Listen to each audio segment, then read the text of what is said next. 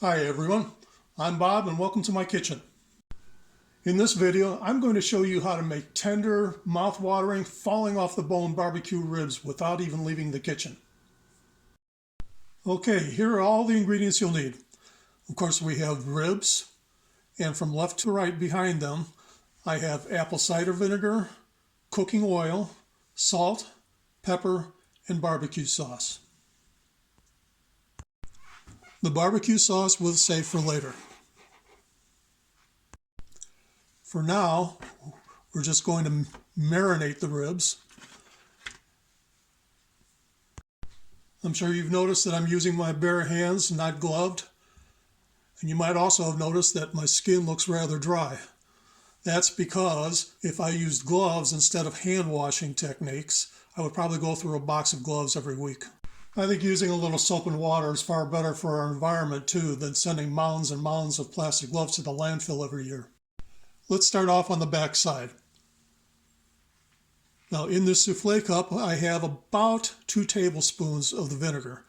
On the bottom side of the ribs, I'm only going to use about 1/3 of it total.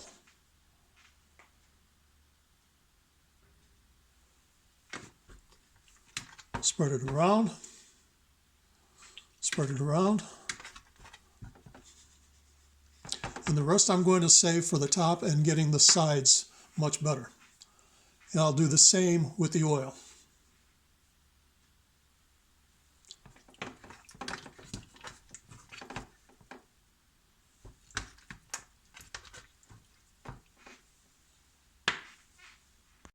So on to the salt and pepper, which I generally don't measure.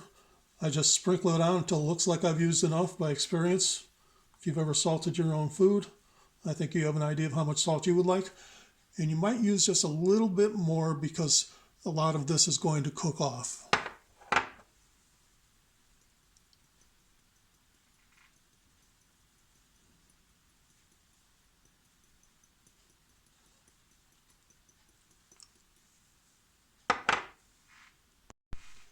On to the other side.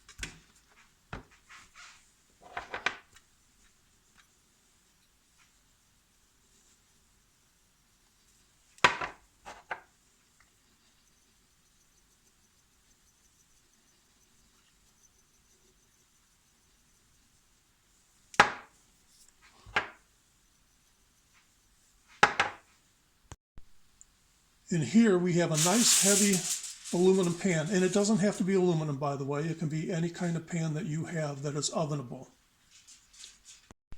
I particularly like this pan because of the rolled edges that it has. It provides something for the foil to grab onto. On some of the other instructions I've seen for oven-baked ribs, people will use 2 or 3 or 4 sheets of heavy-duty foil. They'll wrap them up once, almost tightly, then turn it over, wrap it in another sheet almost tightly, wrap it in a third almost tightly, and then maybe even do it a 4th time. I've seen it up to 4 times. Okay, we're going to want to do this with the shiny side down so that we don't reflect so much heat away from the food.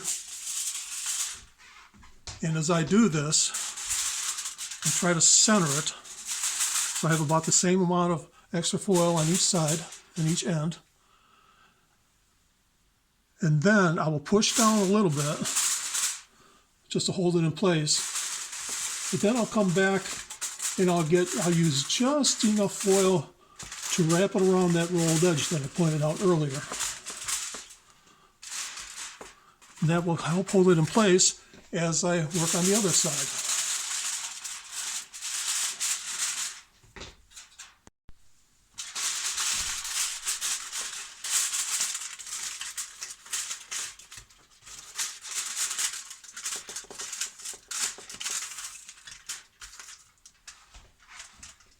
by pinching the foil up under that rolled edge,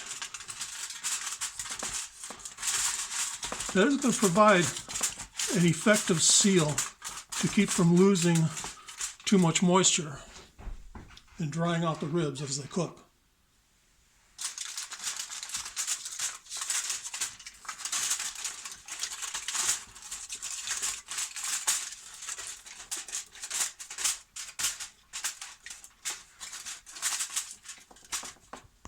Finally, the last step is going to be to take a finger or a thumb, go all around the edges here, and create an indentation so that any condensation that forms on this foil during the cooking process will roll right back down the sides of the pan rather than over the outside edges of it. Another thing I like about this pan are these little handles on the end. It's very helpful. That's it. There's nothing else to do to these ribs before they start cooking. Now, I want to let them marinate like this for about 2 hours before I start cooking. And because the next step is going to be to bake them in the oven, I'm just going to go ahead and set them in the oven right now. Now, I want these to marinate for 2 hours. Then I want to cook them for 3 hours at 275 degrees. After 3 hours at 275 degrees Fahrenheit, these ribs should be much like I would like them to be if I were cooking them on the grill. The meat should be receding from the ends of the bones a little bit, and the meat should be tender but not quite falling off the bones. If you really want them falling off the bones, go 3.5 to 4 hours depending on the thickness of your meat. 4 hours would be fine. That foil is going to trap all the moisture inside, and if you cook them a little bit longer, they're only going to get more tender. So what I'm going to do is I'm going to preset my oven so that it's going to fire up after a couple of hours and then turn off 3 hours later. At that point, I'll check the ribs. If they look like they need a little bit more time in the oven, then fine, I'll turn the oven back on and check them after another 15 minutes or a half an hour, depending on what I find. But then there's going to be one final step. If the ribs look like they're done, what I'm going to do then is to baste them with the barbecue sauce, turn on the broiler, and stick them back in there so that they're actually getting that exposure to the fire, which is going to give them that barbecue effect. It's going to start thickening up that sauce and make it taste almost like you cooked them on the grill. Okay, I had these things all wrapped up and put into the oven about 5 minutes ago. And I want to be done in 5 hours from now.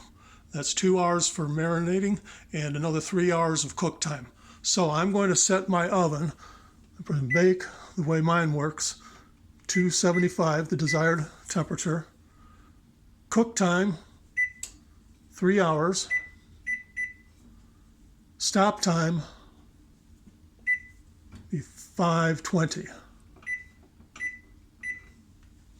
That'll be 5 hours from the time that I finish putting the marinade on and wrapping it up with aluminum foil. Okay, we've had our 2 hours of marinating time and 3 hours of cook time. Let's see what we have.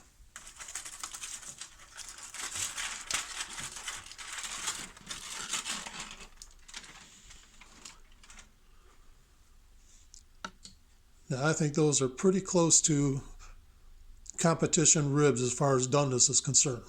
You can see where the meat is just starting to pull away from the bone at the edges, which means that it's pretty tender, but you've still got a little bit of bite to it. So these will be ribs that you can actually pick up with your hands and eat without them falling apart. So now it's on to adding the barbecue sauce and broiling them to get them ready to eat. Okay, since we use just a very basic marinade, most of the flavor is going to come from the barbecue sauce. So I'm going to want to sauce these top and bottom all over. So first I'm going to remove these to a plate and turn them over, where I will apply the sauce to the bottoms of them.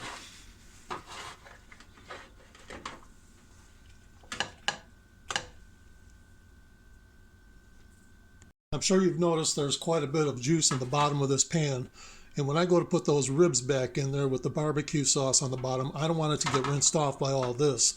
So I'm going to go ahead and drain this off before I continue. I've decided I don't want to spend a lot of time scrubbing that other pan after finishing off these ribs under the broiler.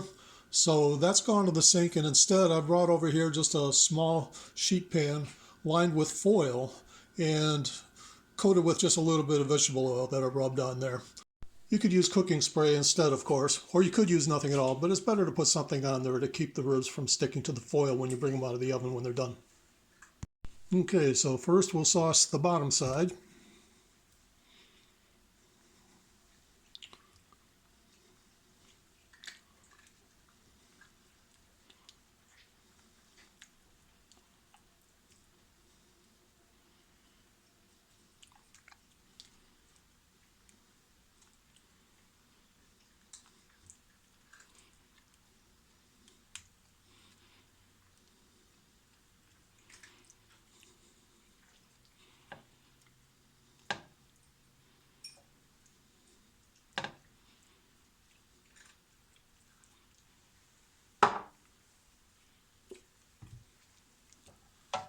And we'll move them back over to the pan.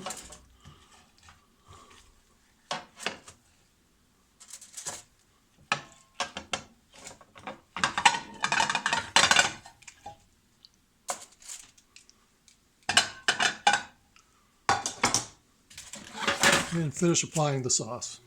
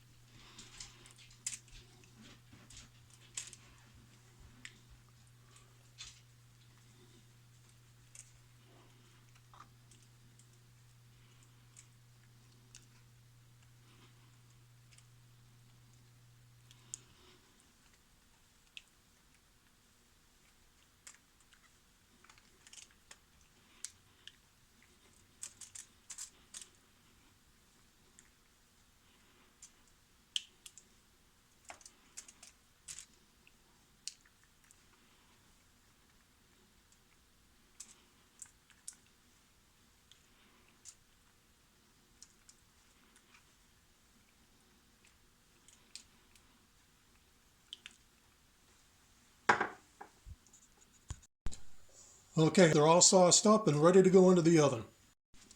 I'm going to put them under the broiler for probably 3 to 5 minutes. How long you have to leave yours in the oven will depend on the heat of the broiler, how far from the flame that you put the pan of ribs, and also to some extent how thick the sauce is that you've applied.